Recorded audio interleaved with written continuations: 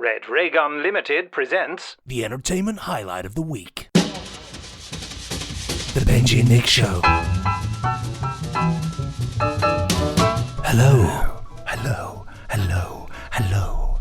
Hello, hello, hello. Ooh, my pop shield was just tickling my nose. Oh, I love it when that happens. Yes, good morning. Good afternoon. Good day. Good evening. Good night. Good to be here. Good fellow. Good spray can. Sound effect goodness. Loch Ness. Ha! Excellent. Trumped me with a sound effect. That was the Loch Ness game. It's not a game and it's not about Loch Ness. It isn't, but this is the Benji and Nick Show. I'm not Nick. And I am not unequivocally Benji. But we talk about cult television, TV from the past, TV you might remember, TV you might want to forget, old things. Interesting enough, I saw on our Facebook page, which you can go www.facebook, facebook.com/Benji and Nick. I think it's Benji Nick, or it might be Benji and Nick Show. Who knows? I'll have a look. But I saw somebody on there saying about how whilst we are a cult television, it's facebook.com/the Benji and Nick Show. Whilst we're a cult television podcast, we often cover things that aren't cult television. Like, for example, El Dorado is not cult television, which leads me to the question, perhaps we are merely a vintage/retro television podcast. That's what we are. I think that's vintage. more. I think it's more heading towards that direction, isn't Cult always sounds weird anyway. It sounds like we're all going to do a suicide pact or something. Yeah, in the big circle dance. I'd say we're a vintage television because we love things from the past, and I think it's important as well. Cult television is fantastic, and but there is a limited amount of things that you can class as cult, whereas there is a huge variety of things from the past that people forget or people choose to erase from their minds, like Triangle. What? I've erased that from my mind. Dum, dum, dum, dum, dum, dum. Anyway, I suppose we'd be kicking on. Today we are covering Happy Days. Just erasing things. Yes, Happy Days. Monday, Tuesday, whatever, however it went. And I think that was from the 1970s, but it's set in the 50s, isn't it? It was, yes. The early 70s going on into the early 80s, I believe. Well, the reason we're doing it is because it was suggested by our good friend and special guest reviewer, Shelley Dean, who will be joining us later from across the pond or ocean, the ocean between the UK and the United States of America. Shelley is a welcome addition to our team of reviewers, our team of two. And as usual, we'll also hopefully be talking to Jamie Anderson, son of Jerry Anderson, dear friend to us both. Not sure why we're talking to him as usual. It's become a tradition, like government lockdown announcements. He's actually on holiday at the moment. He's not working, but he's agreed to.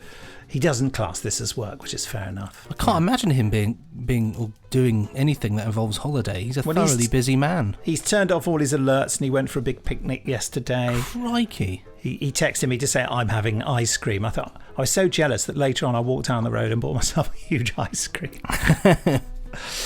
It's lucky he didn't say, I've just committed genocide, because then I'd have to have gone and done that as well. Done the same. Put those two wires together and question if you have the right. Do I have the right? Genesis and the Daleks, that is from Doctor Who, 1974. With Tom Baker, Elizabeth Sladen, Marta, and Michael Wisher, and the bloke from When the Boat Comes In, and Peter Miles. Hello. And Roy Skelton, Yeah. John Scott Martin, and Murphy Grumbar, and directed by David Maloney. And sorry about that. So, yes, in a moment, your email sent to podcast@nicholasbriggs.com. I just wanted to mention last time or the time before I was having a go about Michel Legrand's music from Ice Station Zebra, and we decided it was rubbish. He was a composer of some note, very famous for doing the music for the Thomas Crown Affair, the original one with Steve McQueen and Faye Dunaway. I forgot Steve McQueen's name. I'm so sorry, Steve McQueen. Watching Steve McQueen in the Thomas Crown Affair just makes me want to find every Steve McQueen film and watch it, because he is just the master of understatement and yet strangely, within that understatement, massive overstatement. He's just amazing. There's so much going on with Steve McQueen. I love it. Anyway, Michel Legrand's score for the Thomas Crown Affair, I was playing it as Benji joined me on this Zoom call, and it's just it's an amazing piece of work. So sorry for anyone listening who was offended about my rather off-colour comments about Michel Legrand. I think sometimes, different jobs and create different scores, and sometimes you think, gosh, this is a fantastic piece of work, and other times you think, gosh, this is absolute garbage. Because people in different ideas, different times in their lives, I think that is just the way that it goes, really, isn't it? You're right. You're packed full of wisdom. By the way, the Benji and Nick show is proud to be sponsored by The Village Shop, the online e-store run by the Unmutual website, and Coit Media Limited. I don't know whether you knew that. We've never mentioned it before. Your one-stop shop for all things Prisoner, Dangerman, and Patrick McGowan, including DVDs, Blu-rays, books, CDs, audio dramas, clothing, photos, homeware, and gifts. I nearly said hardware. Hardware, hammers, you name it, screwdrivers, they've got it. Hammer sandwich. New items are added weekly! ! Benji and Nick Show listeners can enjoy a 10% discount on all purchases by using the code LOCHNESS10, LOCHNESS10, all in capital letters. Can't have capital letters with numbers. Use that at the checkout. A further donation will also be made to Hope House Children's Hospice at no cost to you. I think that's rather good. The address is theprisonershop.co.uk. Let's have a look, see if we can recommend something there. Well, why not show your love for The Prisoner with an official Unmutual laptop sleeve? That's right, you can put your laptop safely, have it on a journey, and you might even spark a competition. Not a competition, a compliment from a stranger. A competition. I'll tell you what, you could win this if you enter. A compliment from a stranger. Saying, my laptop thing's better than yours. I remember once when I was on a train, I was coming back from, I think it was Derby.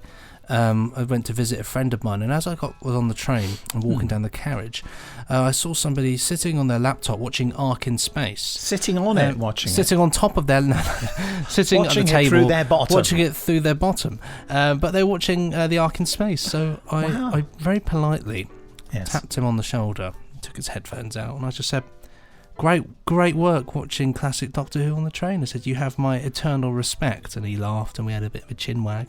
So if you have an Unmutual laptop sleeve, perhaps somebody will see it and think, oh, they're chat Prisoner.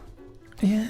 So I guess if you don't want to be bothered, then perhaps don't buy it. Who knows? I'm going to be honest. I was expecting a much more exciting anecdote, or with a weird twist. I went to shake his hand, and then it was covered in bubble wrap, and it was green, and he went oh! like that. And that's better. That's the story. Was it? Yeah. And when I shook it, it sort of went. I would have from the bubble wrap positioned myself behind him and gone, "Hello, Space Station Nova." The weird little noise. Leave the Ark. Well, at least he was watching something good. I mean, imagine if he was watching, I don't know, Underworld, for example. The sleepers. Sorry, Underworld. Yeah, imagine if he was watching Underworld. That'd be a just punch him. Just break the laptop, throw it out the window. Imagine walking along on a train, looking down and seeing somebody watching Evil of the Daleks. Oh, and how on earth would you imagine just? I would cry. If he said no, you and then moves the laptop away from you so you can't see it, would you would you steal the laptop? Yeah, I must have told this story to you before, but there was a chap I knew years and years ago who was an artist now, a comic strip artist. He used to go under the name of SMS. His name is Simon Short, but he has a different name now. He has all sorts of identities. He's like a superhero with no powers. And he was an older Doctor Who fan to me and my schoolmate Nicholas Layton. I think he was just like a year or 1 year above us, but when you're a kid, that seems like, he's the old man of the sea. And he got hold of all sorts of interesting Doctor Who historical stuff. Remember, this is in the mid-70s, so there were no videos or anything. And he once, so he had audio recordings of some old Doctor Who stories that we'd never seen because we were too young. So he, I think he either left out a tape or gave us a tape. You know, he left one out for us to steal or something, or for my friend to nick, where he'd taken the soundtrack of the Daleks and combined it with an episode of Monty Python. So through Monty Python, you could only just hear the Daleks going on, just to screw with our minds. And we would listen to it and try and work out what we could hear of William Hartnell and the Daleks and things. So yeah, finding someone watching Evil of the Daleks on a train, presumably not episode 2, because we've all seen that. We've all seen that 50 million times. No, you know, imagine. Oh, can you just? How on earth would you react? Well, you know, I would cry. I would and, cry. My heart would quicken, and yes. And that would be it. I hope there are more out there. One can dream. That's, you know, Evil of the Daleks is the one that yeah. It's almost like I could stop being a Doctor Who fan after I'd seen that. I thought, nah, like the Elephant Man, I'd say, it's finished. I've done it. I'd actually love to see. I'd love to see Power of the Daleks, actually, just because I can't. But you know, especially with the new version that's just come out, it's just such a massacre, isn't it? I just can't. I can never quite get my head around just how brutal that story actually is. Yeah, I must watch I bought the DVD of it just recently because have you seen it before? Stopped sending me free ones. Yeah, I have. Yeah, it is fantastic. It's good, isn't it? I mean, I prefer Evil of the Daleks as a story. I mean, they're both weird Dalek stories, actually. But of course, Evil I remember so well because I saw it the 2 times. I saw the repeat of it. How far was the repeat in comparison to the original broadcast? Well, it was just a year later. It was just before. It was just after Wheel in Space. Gosh, that's such a kick in the teeth, isn't it? To see a repeat of something that's now missing. You know? I know. It wasn't just shown and then never shown again. It was repeated. Oh. Yeah, and then they erased it. Yeah. Oh well, it's incredible, isn't it? You saw Wheel in Space. Was that worth a watch? Obviously, I've heard it. You know, Wheel in Space is a terrible story. It certainly is. You know our ways. You know our ways. Yeah, I mean that's all right. It's just a story. It's 2 episodes of plot stretched over 6 episodes, isn't it? It is. It's one of those ones. Even when listening to it, I find it a bit of a chore. Oh yeah, that would be worse. I mean, when you can see bits of it, at least it's interesting from. Yeah, but it does introduce the whole notion of Dr. John Smith. So yes, it does. You're completely correct. Which I didn't know until I watched the reconstruction of it that's on BritBox. I've not watched the reconstruction of it on Brit. Is it the reconstruction on BritBox? Yeah, it is, bizarrely, because there's a couple of episodes, aren't there, of it in existence. So they put those in, and then the rest of it's a reconstruction of, telesnaps. Telesnaps. Cool. For some reason, I was going to say photo box or something. I don't know what I was going to say. It's a photo box. Just random words. Well, that might be one to sit down and watch. And you know, of course, that the repeat of Evil of the Daleks is built into the narrative of Wheel in Space, don't you? No, I never because really at the thought end about the doctor says, well, I better let you know what you're in for. I'm going to give you, and he puts something on her head or something, and then she starts experiencing Evil of the Daleks. How crazy! So they showed it as the summer break episode, while they all went off on holiday. That's fantastic. That's very clever, isn't it? It's like the notion of repeating it was so alien to them, they had to create a narrative reason for it. That's madness. Oh, what a strange tangent we've just been on, ladies and gentlemen. I know. Sorry, shall I read an email sent to podcast? Well, we've got a little offer to just say quickly. Have you done the You Old Fool offer? Well, I was going to skip that this month. This week. But yeah, all right, You Old Fool, all capital letters. You can enjoy a 40% discount from the Callan Files at the www.theprisonershop.co.co. Did you ever hear that podcast when Nick Briggs just said .co? Yes, we replaced Nicholas Briggs with a Morse code machine. You can also go to nicholasbriggs.com, see if there's anything you fancy buying there. Right, first email. I'm just mindful of the time, Yes, quite. We've got Shelley waiting in America. Your weekly challenge. This is from Thomas Hodden.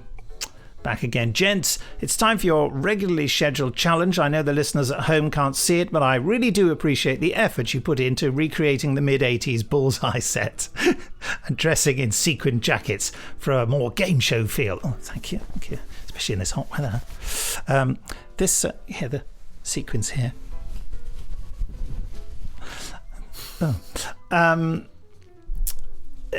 This week's theme is the bard himself, William Shakespeare.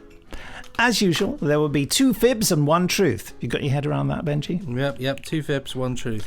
Can you spot the full stuff among the foolishness? Very good. Fib 1. Despite being an instantly recognisable figure, we aren't sure we know what Shakespeare looked like. Much of the detail on his memorial statue was painted on and was removed long ago. The picture on his printed folio was poor quality and not flattering to him. And most importantly, we aren't sure the one good portrait we have was of Shakespeare and could have been somebody else entirely. Fib 2, being an entirely fictional character has not prevented Falstaff from having a ghost. His spectre is said to haunt Palace Street in Canterbury, accosting people as they leave a pub, demanding to know if they have seen Kit Marlowe. Fib 3, we all know that Shakespeare coined many a phrase, but did you know his works were the first recorded uses of these less celebrated terms? Buggered it right up. French kissing. Sod this for a game of soldiers. And nice to see you nice. That's very good, actually. Well, lads, what do you think? Answers in the PS. Yours too. So what do you think? Sent from my carrier pigeon, he says. I don't know the answer. It's obviously not Fib 3. Could be 1. Nice to see you nice. That was in the Merry Wives of Windsor. Yeah. Could be 1, and could be 1, could be 2.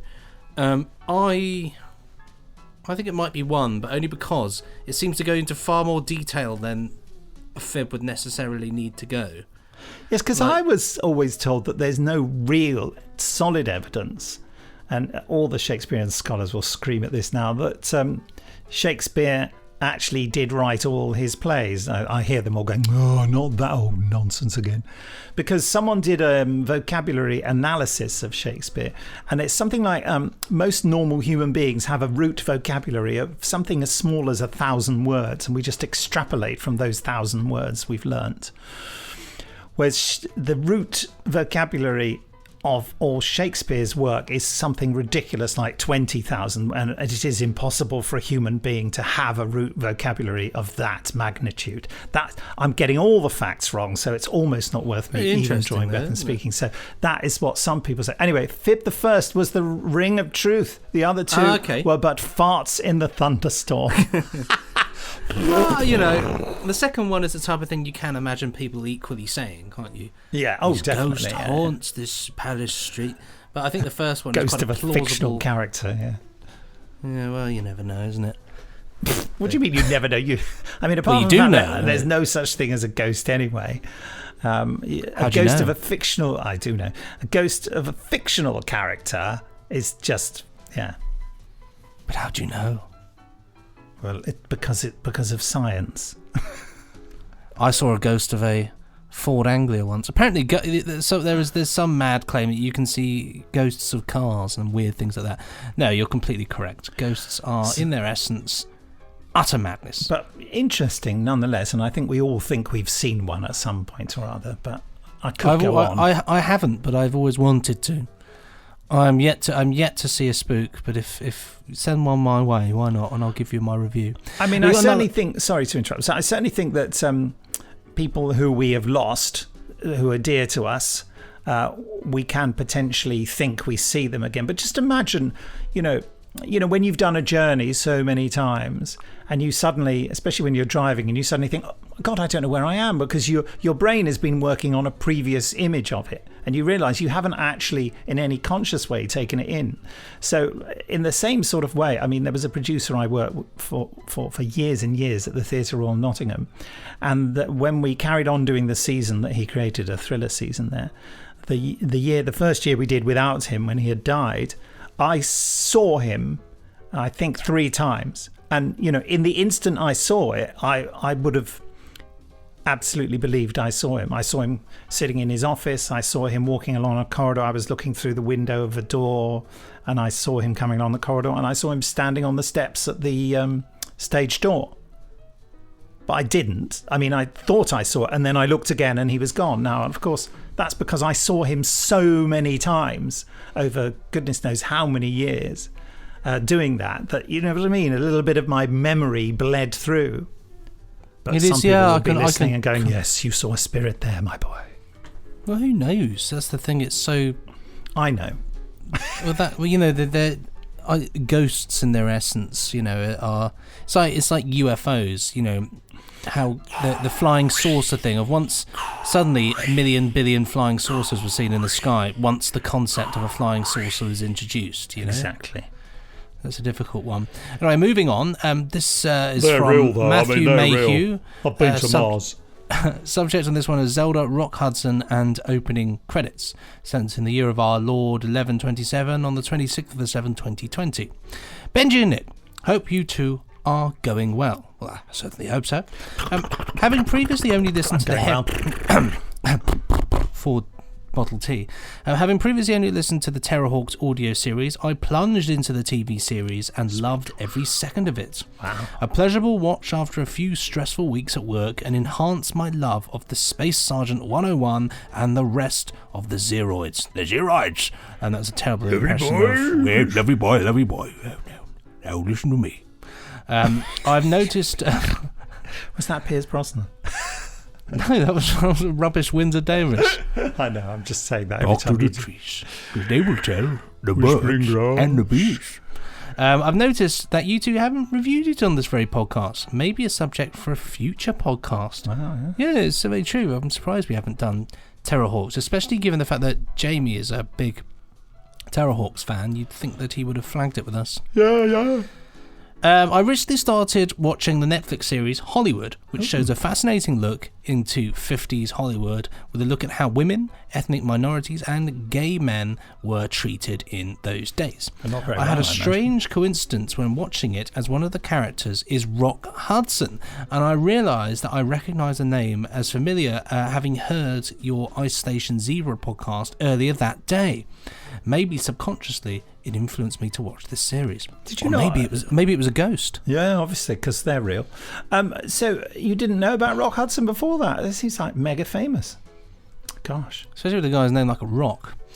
From your conversation about title sequence, I recently watched this video about opening credits and how they have changed from the 70s to 80s to now. I wonder what your opinions are. I found it an interesting discussion. Yeah, I had a little look at it. It's worth watching. How can we tell people what it's called? If you go to YouTube, type in why you should never skip the opening credits, and it's a video by Netflix UK. Aha. Well, have a watch of that. It's fascinating, folks. It's very rich, isn't it, coming from the company that single-handedly introduced the concept of not just skipping opening titles, but also skipping closing titles, thus discrediting anybody working on any television series. I'm so cross. It's true. I think it's, obviously it's convenient. We don't all sit and read the credits, but I like the option to be able to do it. But I just don't like this idea that anybody who worked on it is now just slung away as if they, don't matter. I agree. Terrible. And that's why you can skip the opening segment of this podcast by clicking the button below. Thanks, Matt. Thank you very much, sir. Trans Matt. To the base on the moon where there's an ice warrior waiting. Right, this is... and an ice cream. Babylon 5. Ian Benson sent this on the 26th of July in the future, the year 2315. Hi, Benji and Nick. It was good to hear Babylon 5 get a mention, even if it wasn't an entirely favourable one. And I just thought I'd make a few comments, as it is one of my favourite sci-fi shows.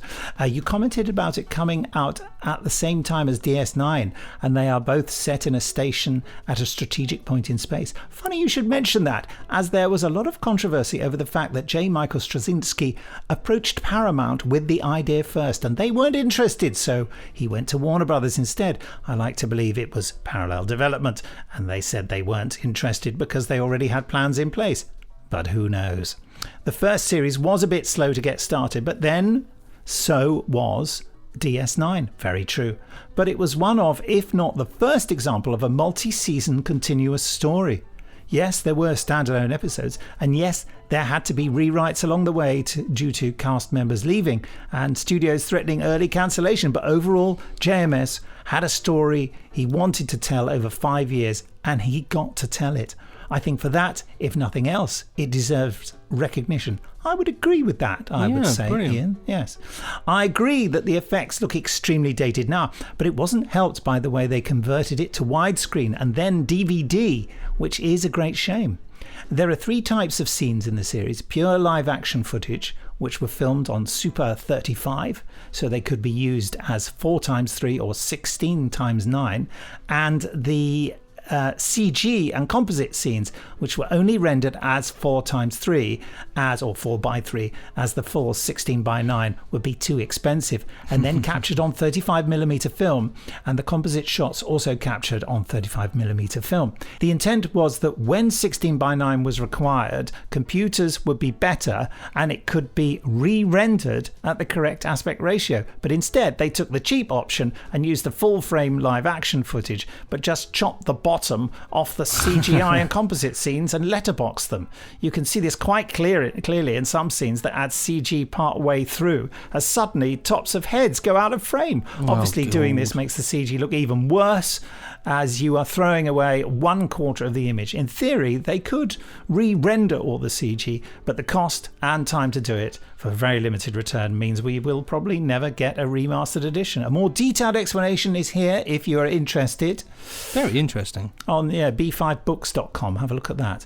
It really does deserve being given a chance, and if you can suspend disbelief enough to put up with shaky sets, battered and scratched Daleks, plastic dinosaurs and dodgy CSO, I'm sure you can put up with some bad CG spaceships.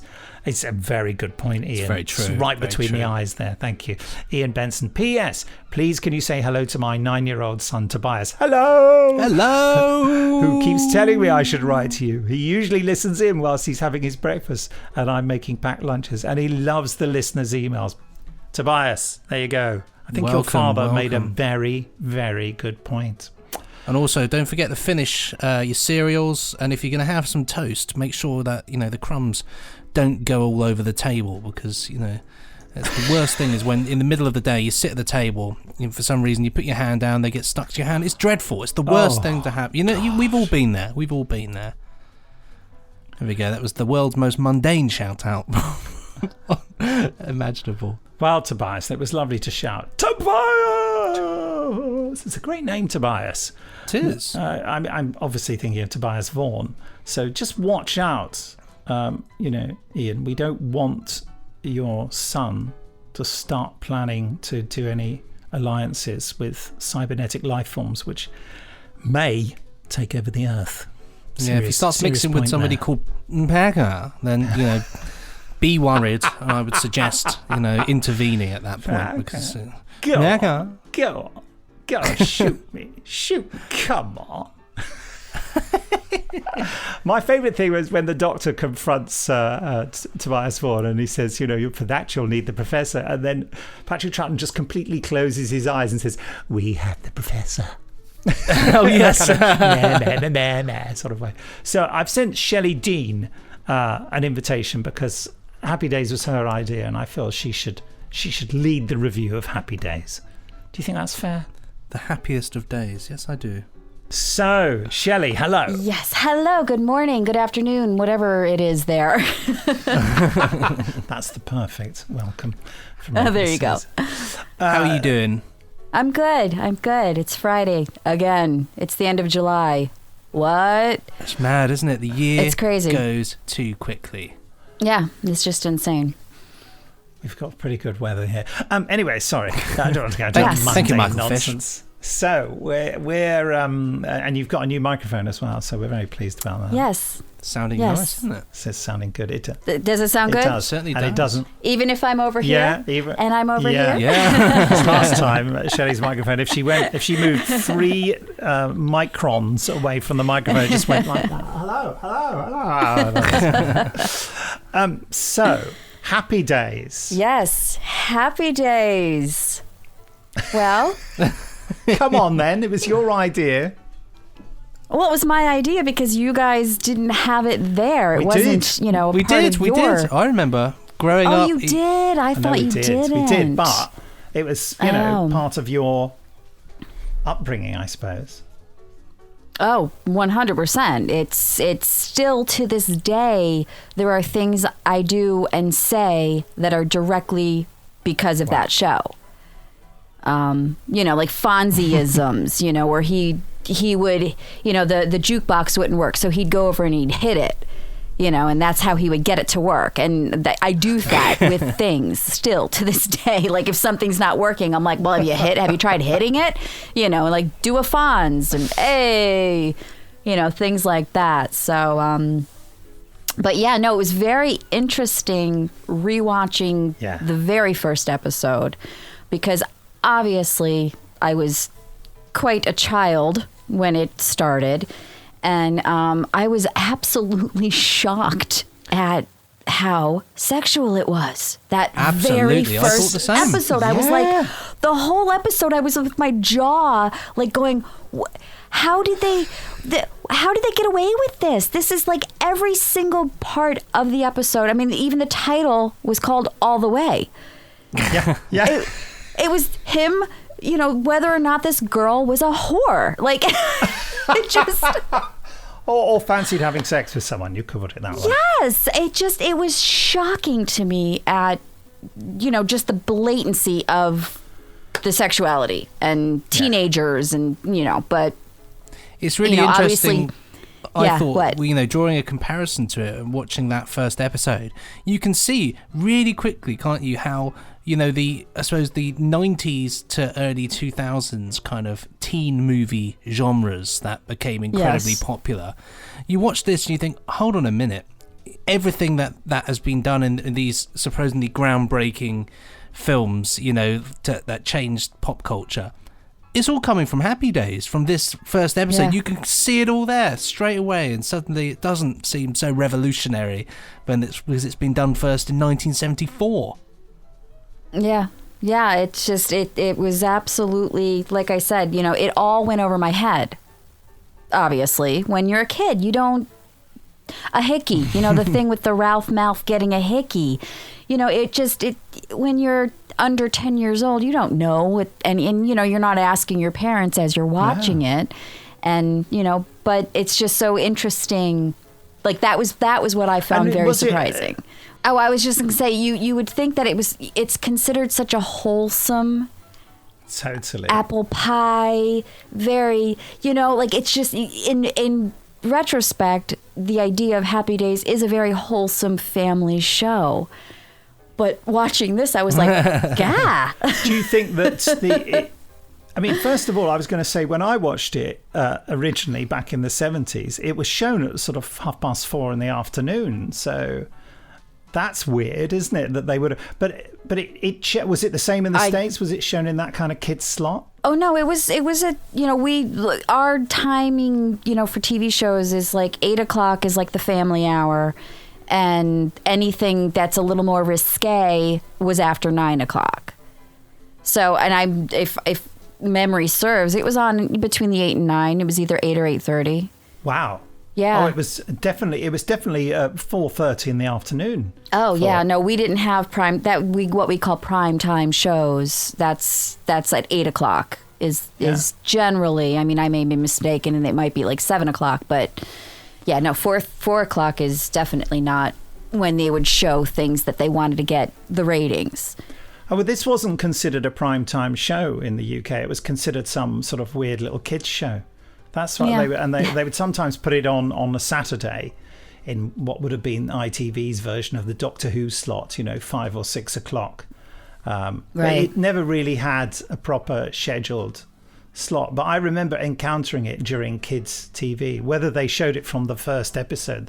I mean, the key thing is for me that the other episodes I remember, and I did dip into the first episode of season 3 just to see if it was the Happy Days I remember. They're not like this, and they're not so overtly sexual, are they?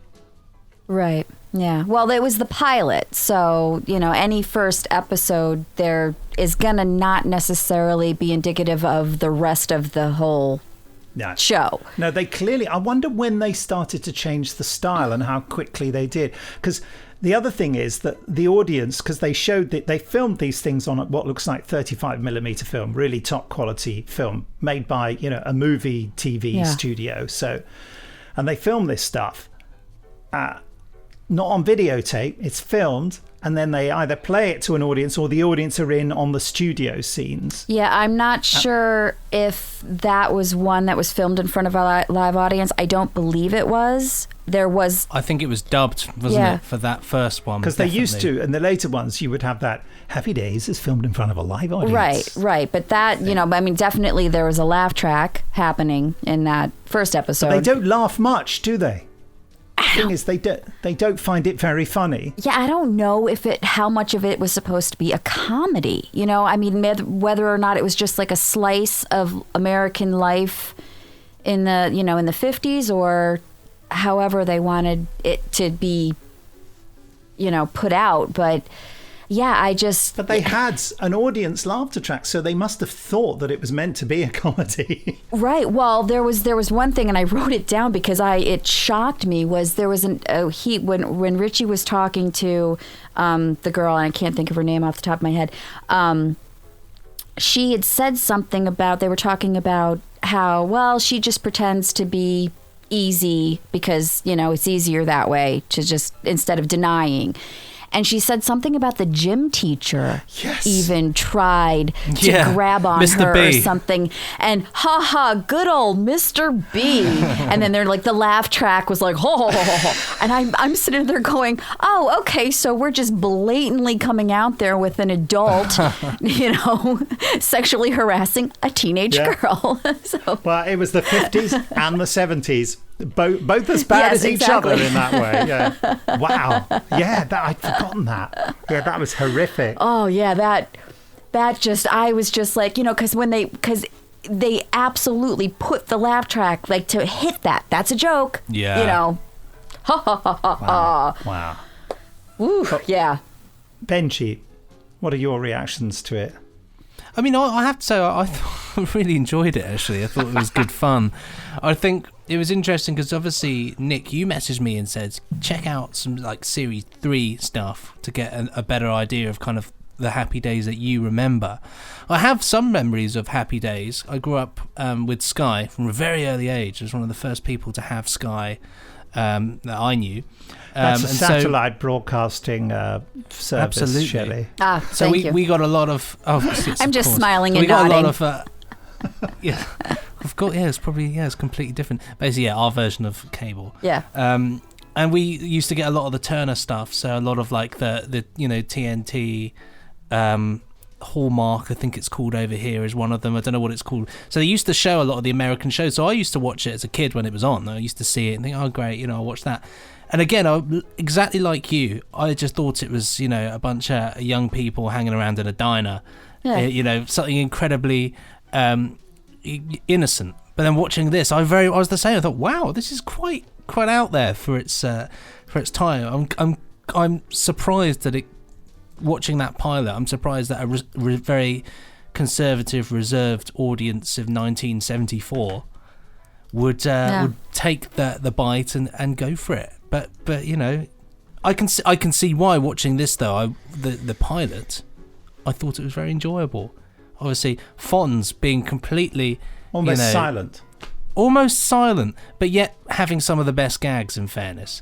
But and then you see, I went straight into an episode of season 3, and he's the main guy. He's the dude. He's in there. He's got all the gags. He's doing all the best lines. Fonz gets, doesn't he? Oh yeah, like in the pilot, it was like he was an inconsequential character. Like he didn't even speak until right at the end. It was the third act. Absolutely. He literally didn't utter a syllable. That was the gag. I think that was the whole thing, that he was strong, like this cool, silent type. Yeah. But one bit of interesting trivia that I did see when I was doing some research on it was that in that episode, and I don't know at what point he started, but he was not wearing a leather jacket, which is what Fonzie is famous for, because they didn't want him to appear to be a hoodlum. Right. Because wearing a leather jacket would be like you're in a gang or something. Interesting. Yeah, and I thought that was interesting. And then when they convinced the powers that be to let him wear the leather jacket by saying it was safer to wear a leather jacket while riding a motorcycle.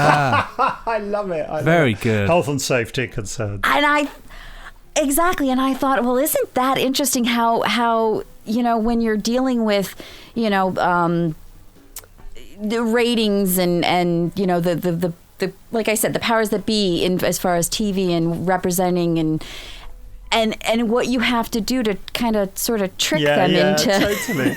allowing what you want. Isn't it funny as well, though, how now, looking upon this, when in terms of wearing a leather jacket, people don't look at somebody wearing a leather jacket and say, oh, he looks like he's in a gang, or she looks like she's in a gang. They look at somebody in a leather jacket, and there will always be somebody that says, oh, they look just like the Fonz. Yeah, like Fonzie. yes. That's exactly it. And so actually, essentially they shifted an entire... Yeah, he really did. They shifted an entire opinion. So, actually... Yeah, and that was why I thought it was because I noticed it while watching that first episode that he was wearing a windbreaker, like just a regular fabric jacket, and I thought, well, that's a weird, that just doesn't look right. It's not the Fonz, but he wasn't acting like the Fonz, and you guys can't see me, obviously, but you guys can. I'm doing the thumbs up thing, which is he did one brilliant thing when he went into the public lavatory there, and he went to comb his hair, and then he didn't bother because he looked at the mirror as if to say it's perfect anyway. Yeah, that was the best, one of my favourite gags. That was just great. And that's a running gag throughout the whole series. Like he'll go in and isn't be it like, funny though the way that they wonderfully overlooked the Fonz as a character in this pilot, how he really was just like one of those. They say, oh yeah, he'll be a reoccurring character, but he's obviously not the main guys. Yeah, but then we have the benefit of hindsight, don't we? We think obviously that character's gold, and the whole series becomes about him, really, doesn't it? Yeah, not about him, but he's a huge factor in it, isn't it? Yeah, it's always interesting to look back on any TV show and look at the pilot and see what they thought was going to be, the popular character or the popular, and then the audience says, no, this is what we want, and this is what we think, and then it totally changes course. I mean, I think the interesting thing for me is that pilot episode was like a stab at, it was almost drama, wasn't it? Except that, quite offensive, perhaps more sexualized than the later series. But the other thing is that when you watch the later series, all they are is feed, gag, laugh, feed, gag, laugh, feed, gag, everything. It became a sitcom. Yeah. Boom. And there are only moments they choose to have a little bit of dialogue, but mostly it's that. It's someone goes, well, there goes, and then people get rounds of applause on their entrance and all that. Then, it just becomes a gang show for the audience, doesn't it? Listen, I'm going to have to hurry us because we're running out of time because I have to go on and do something else after this. How many exclamation marks are we giving it then? Out of 5. I'm going to say 3.5 because of my shock. Because it was not what I remembered and what it eventually became. Okay. So I think that's absolutely fair. I think 3 for the pilot, 4 for the show. That makes sense because I think it's a great show, and the other stuff, it's fantastic, it's iconic. Pilot, pretty good, but like that stupid gag was it? Hey, get off there! I'm going to wax that car. And I was like, that's not even a joke. That was like one of the first huge laughs. Laugh. Yeah. I know. I was like, what? And I remember at that point, I thought, oh, it's going to be like this, isn't it? Okay. Yeah. It's not even funny. Yeah. I give it 3 because I like the sort of fact that it was different. I did warm to it. But I have a vague memory that I might have seen this pilot episode sort of later in the run when they just ran it all in the wrong order. But then when I saw the latest show, I remember what irritated me about it. But it's that very American style of sitcom that just we weren't used to here. where everyone was kind of like, "Ba-da! It's another laugh," but it is always interesting to look at first episodes of famously funny programs. Like we have a sitcom here, Shelley, that's famous back in the 70s called The Good Life, which is beloved of the nation. And if you go back and watch the first episode, it gets no laughs because the audience didn't know the gags yet. Once they know the gags, they laugh almost before they happen. Gotcha. Here comes Jamie Anderson. Right. Janderson. Tell us about Network on Air. Network on Air. Oh, well, it's a fantastic service where you can have a 1960s style night in on the telly, basically, which is amazing. It's a streaming thing, and you should go and try it now at watch.networkonair.com. Isn't that right, Nick Briggs? Yes, well, I've seen it. I'm watching a show called Jezebel X UK, which is all about a ship and its passengers. And I was watching that. It was good fun. Good fun. Is it only available in the UK, though? UK and Ireland for now, but I know they're working on trying to get it elsewhere too. But you know what these things are like. Difficult. Well, I'll live vicariously through you guys then. We'll watch it on our computers and go, oh, look at this. Oh, she can't see it. Send her a photo. It's really, really tacky old black and white stuff. All studio bound, a lot of it. And there's not one single proper location shot in this entire series about an ocean liner. And there's a backdrop which is literally just a stain for the water, isn't it? It never moves. It's just a living room. Oh, I think the sky moves, actually. I think you see clouds sort of, moving past like this. It's probably a mistake. And I didn't mean to. And it's all sexism. The whole thing is belittling of women the whole time. It's just incredible. Awesome. Too bad I'm missing that. Yeah, well, I mean, the women do fight back, but in a very... Yes. You should wait. I've seen a public information COI film that they did about being polite in public, and there's an amazing line in it. It's something like a chap bumps into a lady outside a shop and goes, "Oh, terribly sorry," and then the voiceover says, "But what if she wasn't so pretty? And what if you were on the road and she was behind the wheel?" I believe that will be part of a future thing, and it's amazingly sexist. But it's just, it reminds us how far we've come. Yes. Absolutely. Look at it in a positive light like that. Always try. Yeah. Someone suggested that we should watch Terrorhawks. And it wasn't me. I know. That's what I said. I said that. So I'm really surprised Jamie hasn't got round to suggesting that one. Well, why don't you do Terrorhawks From Here to Infinity, which is on the YouTube channel, and you can watch it for free without having to buy a Blu-ray. Let's do it. Absolutely, let's do it. Terrorhawks From Here to Infinity. Stay on this channel, and you get to hear Jeremy Hitchin and Robbie Stevens as young voice artists thinking they know how to do an American accent and failing terribly, so Shelley is going to love it. Nothing I love more than terrible accents. Oh, wow. Yeah, well, when you'll see in the comments, there are plenty of people who comment on the fact that when they meant to say NASA, NASA, they end up saying Nasser with an ER at the end, Nasser. Which is incredible. So look forward to that. I apologise on their behalf, but it was 35 years ago. Very sensitive of you. Yes, it's like they're from Somerset or something. Nasser. Nasser, yeah, that's it. Look at that ship over there is from Nasser. Well, there you are. I'm so sorry to have rushed the end of this, but, what can I say? You're a busy man. I'm so busy and important. Yeah. Right, so that we know what we're doing next week. That's amazing. Perfect. And Well, Jamie, in that case, shall we... Yeah, get Jamie, have we microphones, plugged I suppose? Network on Air enough for you? Oh. I think, well, it's not for me. I'm just assisting, but I'm very pleased you plugged it. And it's a lovely service, and it's where old-fashioned and modern technology meet, and it's perfect. So go try. Nice. That wasn't rehearsed. It sounded like it was, but it wasn't. So don't forget to send your emails to podcast@nicholasbriggs.com. He said, resting his nose on the pop shield. That's goodbye from me. It's goodbye from me. And it's a goodbye from me. And me, but I'm not at Nasser. Bye. Pressing stop now. Ka-ching.